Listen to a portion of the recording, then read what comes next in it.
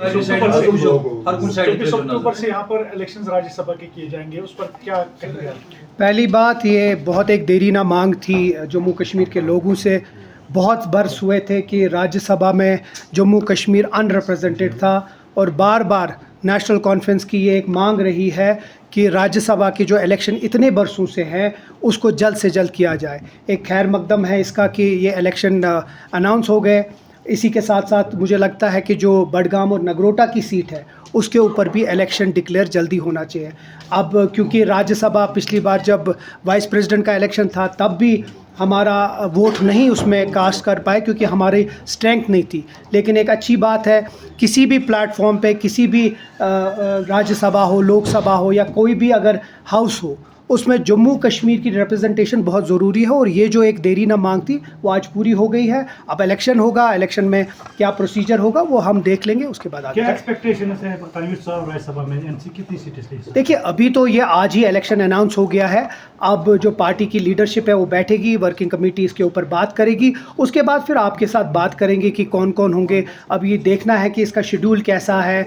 इसमें जितना हमें पता चला है कि इलेक्शन कमीशन तो चाहती थी कि ये अलग अलग हो, लेकिन सुप्रीम कोर्ट ने इसमें मना करके इसको जो 3 इलेक्शन कराए जो पहले भी हुआ करता था। एक अच्छी बात है, एक सबसे बड़ी बात है कि जमहूरियत इसमें जीतनी चाहिए और जमहूरियत हर जगह पनपनी चाहिए, चाहे वो राज्यसभा हो, लोकसभा हो, असेंबली हो या किसी भी हाउस से। तो हम कोशिश करेंगे कि जितना भी रिप्रेजेंटेशन हो सकती है उतनी हो जाए। तनवीर साहब, काफ़ी टाइम से राज्यसभा को लेकर बताया जा रहा है कि फारूक अब्दुल्ला शायद नेशनल कॉन्फ्रेंस के कैंडिडेट हो सकते हैं, सो क्या उम्मीद रखेंगे कि फारूक अब्दुल्ला साहब? देखिए इस तंजीम में working committee decision making body होती है और वर्किंग कमेटी और जो कोर ग्रुप है हमारा वो बैठ के इसके ऊपर फैसला करते हैं।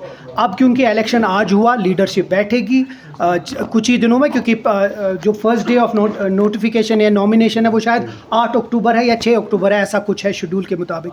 तो उससे पहले नेशनल कॉन्फ्रेंस बैठेगी, इसके ऊपर डिस्कशन होगा, उसके बाद पार्टी आपके सामने जो कैंडिडेट्स हैं उनके अनाउंस। तनवीर साहब, अभी चूँकि ये जो इलेक्शन से यूटी में हो रहे हैं, हम जब मेथड इसको देख रहे हैं, कहीं आपको चेंज लग रही है? और यूटी में पहली बार इस तरीके से जम्मू कश्मीर में राज्यसभा के इलेक्शंस होना, टेक्निकली आप इसको किस तरीके से देखते हैं? देखिए होना तो नहीं चाहिए यूटी में। हम तो बार बार कह रहे हैं कि जो ये हमारा जो रियासत का दर्जा है वो हमको वापस दिया जाए। अब क्योंकि एक प्रोसेस है, राज्यसभा या लोकसभा इसमें कोई चेंज नहीं आती है यूटी में, लेकिन हम उम्मीद करते थे कि जल्द से जल्द स्टेटहुड हमें रेस्टोर हो ताकि हम स्टेटहुड में ये सारे इलेक्शन करें।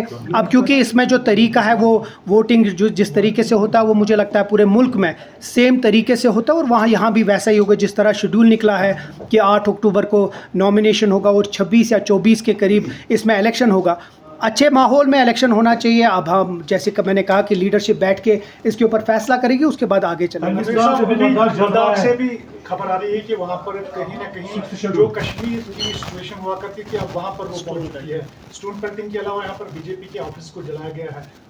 देखिए अफसोस है कि अगर 2019 के बाद किस तरह बीजेपी ने लद्दाख को मिसहैंडल किया, जहां वो सही है वहां ये भी गलत है कि वायलेंस को हम हमेशा कंडेम करते हैं। वायलेंस नहीं होना चाहिए, लेकिन ये भी सही है कि जो लद्दाख के लोगों की बात है उनकी बात सुननी चाहिए। 2019 से पहले जब ये एक रियासत था तो तब लद्दाख के लोग ऐसे कभी वायलेंट नहीं हुए, कभी उनकी एक डिमांड है, जेन्युइन डिमांड है, उनकी जेन्युइन डिमांड जो है उनकी कदर करके उनकी बात सुननी चाहिए। जिस तरह जम्मू कश्मीर को मिसहैंडल किया है उसी तरह लद्दाख को भी मिसहैंडल किया जा रहा है।